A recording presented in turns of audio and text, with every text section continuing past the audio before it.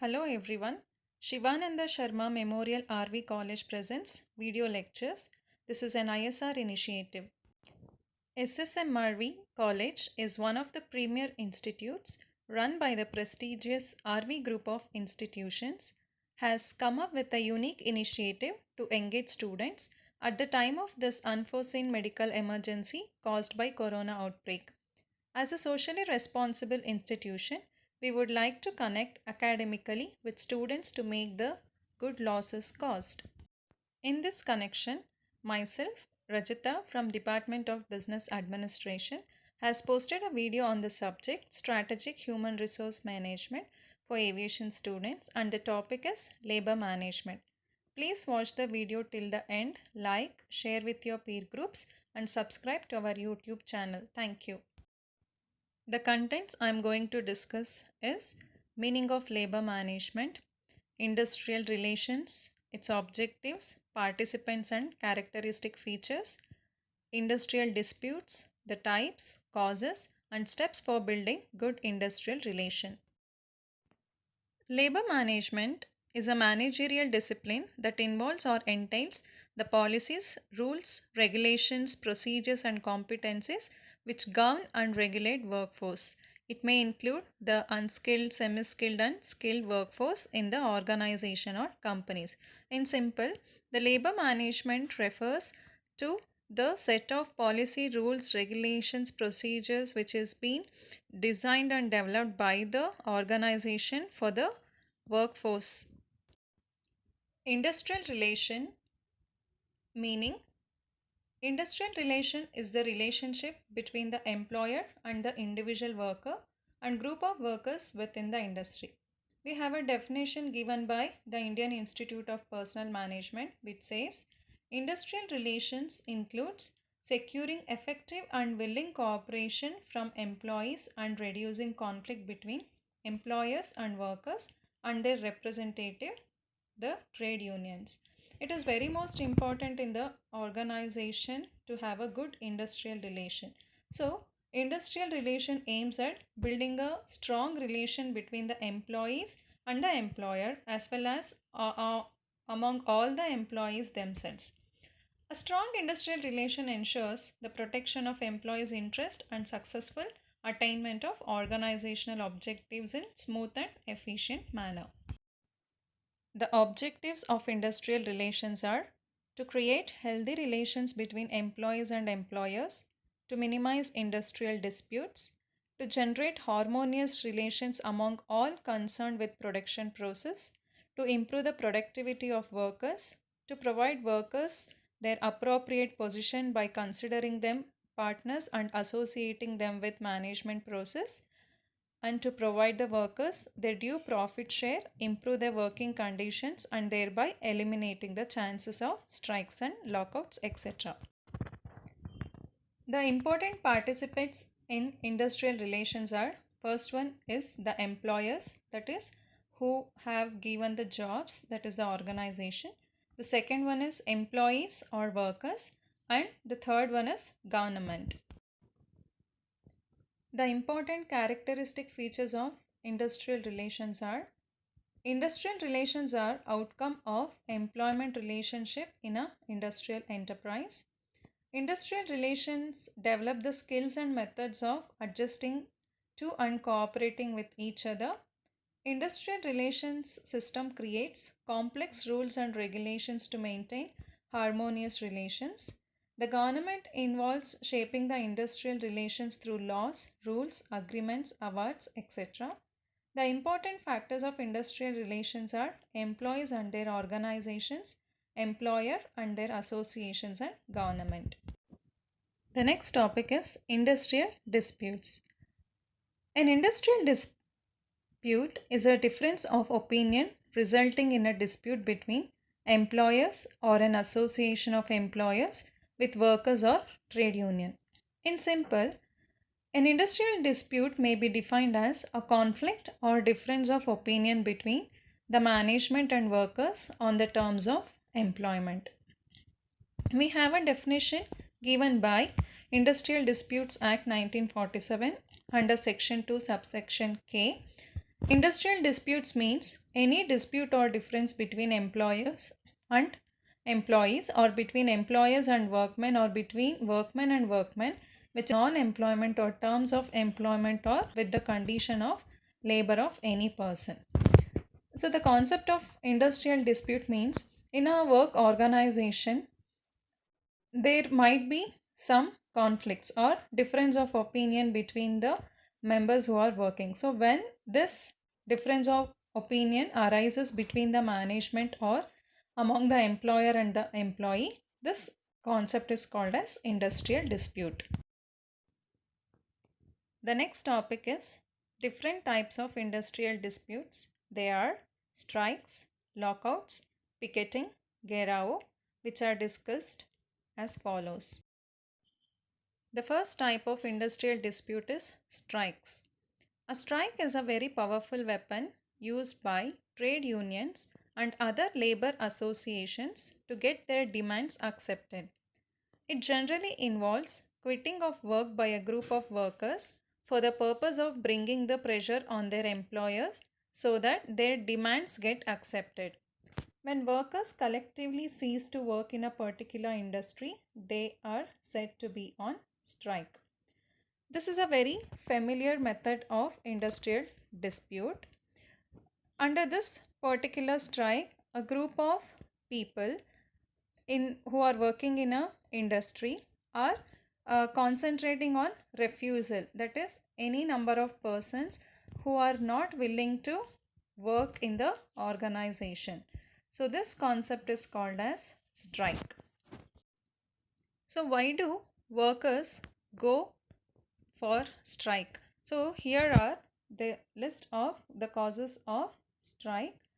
It may be caused due to dissatisfaction with the company policy, salary and incentive problems, increment not up to the mark, wrongful discharge or dismissal of any workman, withdrawal of any concession or privilege, hours of work and rest intervals, leaves with wages and holidays, bonus, profit sharing, provident fund and gratuity, retrenchment of workmen and closure of establishment, dispute connected with minimum wages. So if the workers or the employees are not satisfied with any of this particular policies, then they will go for the strike.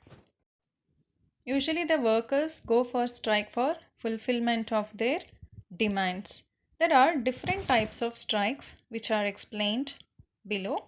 The first one is economic strike. Under this type of strike, the labor stop their work to enforce their economic demands. So economic demands refer to their wages and bonus. In this kind of strikes, the workers ask for increase in wages, allowance or house rent allowances, bonus and other facilities. So if they increase in their privilege leave and casual leave. So if the management does not agree for this particular conditions, then the workers go for economic strike. The second one is sympathetic strike. Under this strike, when the workers of one unit or one industry go on strike in a sympathy way with the workers of another unit who is already on strike. So this type of strike is called as sympathetic strike. So usually the members of other unions involve themselves in the strike to support or express their sympathy with the members of unions who are on strike in the other undertakings is called as sympathetic strike. The third one is general strike. In this general strike, members of almost of the unions in a region or a particular industry, they all get together and do the general strike. It may be a strike of all the workers of an industry to force the demands which may be common to all the workers. And these strike usually are intended to create a political pressure on the ruling government rather than only one particular industry. So this type of strike is considered as general strike, and here they express their protest by the workers. The fourth type of strike is sit down strike. In this case, the workers do not absent themselves from the place of work. So they will be present during the particular strike. They keep control over the production facilities, but they are not willing to work. So such strike is also known as sit down strike. When the workers show up to the place of employment but they refuse to work is called as sit down strike. The next one we have is slow down strike. In this strike, the employers remain on their jobs under this type of strike. They do not stop to work but restrict the rate of output. So, whatever the output rate is there, they will not fulfill but they will work. So, they adopt like slow tactics to put pressure on the employers under this strike. And the last one is sick out strike. In this strike, all the significant number of union members call a sick on the same day. We know that if many people are not present on the single day, then the work or the production will affect. So they do not break any rules, and because they want to go in a very non-violence way, so they use their sick leave that was allotted to them on the same day. So due to the sudden loss of so many employees all on the single day can show the employer that they are really want to, or they are on a particular strike. The second type of industrial dispute is lockouts. A lockout is a work stoppage in which an employer prevents employees from working. It is declared by the employers to put pressure on their workers. This is different from a strike in which employees refuse to work. Thus, a lockout is employer's weapon while a strike is raised on part of employees. Lockout means the temporary closing of a place of employment or the suspension of work or the refusal by a employer to continue to employ any number of persons employed by him. In strike, the employees will refuse to work, but in lockout, the employer himself will suspend the particular employees from working. So this is also an effective tool used by the employers to control the strikes. The third type of industrial dispute is picketing. When workers are dissuaded from work by stationing certain men at the factory gates, such a step is known as picketing. If picketing does not involve any violence, it is perfectly legal. Pickets are workers who are on strike that stand at the entrance to their workplace. It is basically a method of drawing a public attention towards the fact that there is a dispute between the management and the employees. As the particular definition said, so it is a legally accepted type of a dispute, so there is no violence which has been included. So a group of members who are standing at the front of the gates to tell the public that there is some issues going in the industries, and the major purpose of picketing is to stop workers not to go for work and to tell the public about the strike and to persuade workers to take their union side. The fourth type of industrial dispute is Gherao. Gherao in Hindi means to surround. It denotes a collective action initiated by a group of workers under which members of the management are prohibited from leaving the industrial establishment premises by workers who block the exit gates by forming human barricades. So, the group of people who will make a particular human chain to stop the particular management to go out. So they get out the members of the management by blocking their exit gates and forcing them to stay inside their cabins and listen to their particular demands.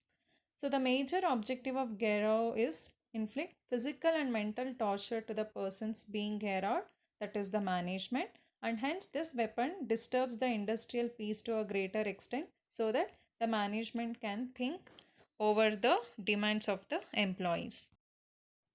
Prevention of strike. The management has to consider the following aspects to prevent the strikes. The first one, the management has to develop a progressive HR policy aimed at maintaining the cordial industrial relation among the employers and the employees. The second one, speedy grievance redressal system. So if there is any problem or any conflicts arising, it has to be looked into immediately. So whatever the problems are there, it has to solve immediately. Third one, proper recognition given to union representatives. So union representatives are the representatives of the entire workforce or the laborers in the organization. So if there is no proper recognition given to them, there might be conflict. So a proper recognition should be provided to the union representatives of the industry. Fourth one, timely implementation of HR policy. So if there is any updation or review, so the implementation of HR policy should be happening time to time. Fifth one, encouraging collective bargaining. So collective bargaining refers taking the opinions and views from every employer or the important employer. So this will help to gain the confidence of the employees for the management. They will also think that their opinions are being considered. Sixth one, promoting joint consultation across various levels of the organization. The management not only should take its own decision, but also it has to take the consultation of various levels of organization. Seventh one, providing congenial work environment. So it refers to the pleasing or the interests that are similar to one's. So the decisions have to be taken accordingly. Eighth one, effective implementation of labor welfare measures. So whatever the different welfare measures which are being related to the labor, it has to be taken by the management. Ninth one, putting in place sound incentive system. So incentive is the greatest motivation. So the workers who are really working well, they have to be recognized, and a good incentive system should be adopted in the organization. The next prevention is practicing participative management. So the participative is the management has to participate in all the aspects of the employees. 11th one, impeccable recruitment, selection and promotional policies. So the recruitment and the selection procedure should be in accordance with the standard, no faults. The 12th one is ensuring effective two-way communication. So in an organization, communication is very important.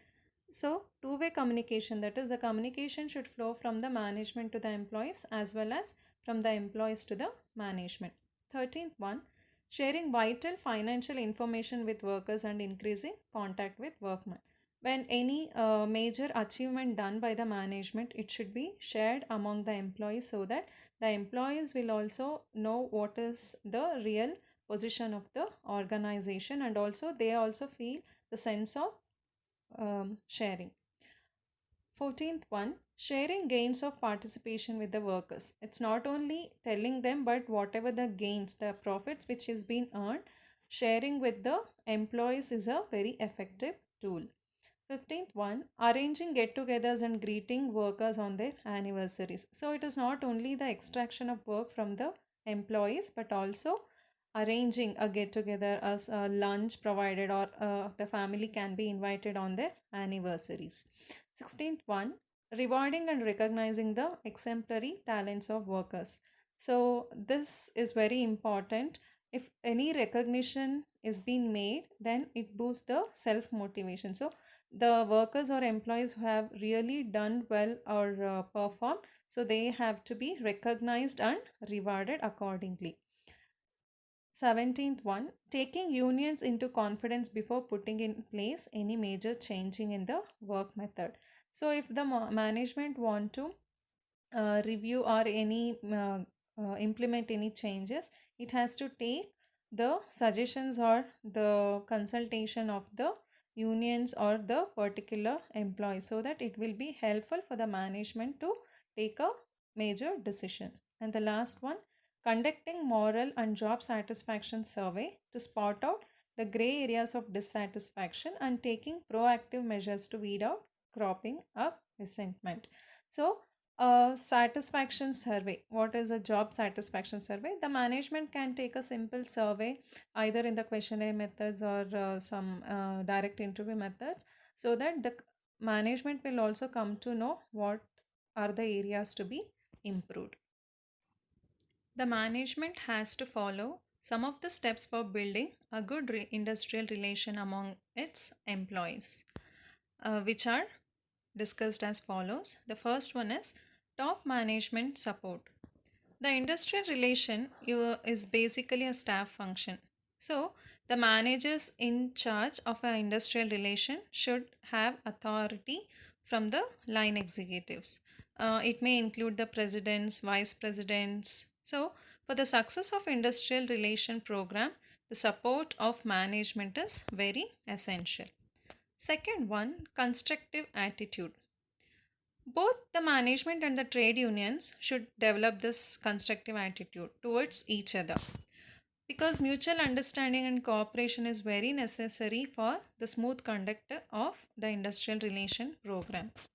And the management should also recognize the union as one of the important person, and it should accept the workers as their equal partners in their industry, and they have to understand the trade unions, consider the rights, authority, and responsibility of the management.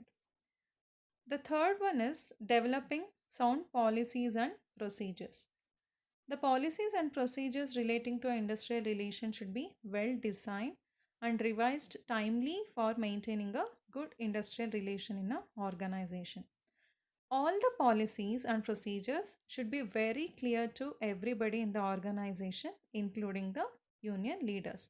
Then only this will be successful. Fourth one, development of effective practices. The implementation of various policies relating to the management selection calls for development of effective practices so that the various policies are translated into action. The fifth one, good communication system. There must be a good and prompt communication system in an organization to avoid any doubts, misunderstanding, rumors between the both the parties, that is management and employees. So, efficient communication system removes the distrust between the management and the union leaders. The HR manager should play a very key role in bringing both the parties together. The sixth one, adequate supervisory training. To a large extent, the problem. So, in order to deal with human beings, they have to ensure that organizational policies and procedures are properly implemented. All the supervisors and foremen are provided with sufficient training. Seventh one, development of right kind of union leadership. Uh, Developing the good supervisors, management should also encourage the development of right type of union leadership. Although the management should not interfere with the union activities, it can create conditions with the which would stimulate the growth of a constructive and competent union leadership. The last one, follow up of results. This refers to a constant review of industrial relations so that existing practices may be evaluated and the problems, if any, it can be identified. Along with this, a regular follow up of various industrial relation policies and procedures can be gathered, and relevant information related to absenteeism, employee turnover, moral, job satisfaction, grievances, disputes, accident rates, wage, salary administration, etc., so that a corrective actions may be taken wherever required. Thank you for watching.